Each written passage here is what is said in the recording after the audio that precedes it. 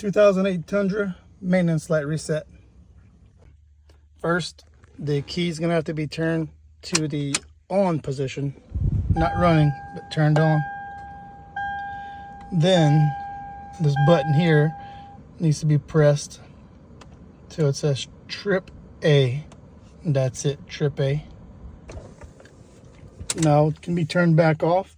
Now this button needs to be pushed and then the ignition turned back on. Then on the dash there, everything's going to be zeros. Yep, it was zeroed out. That is going to remove the maintenance light, maintenance required light. There, it's no longer on.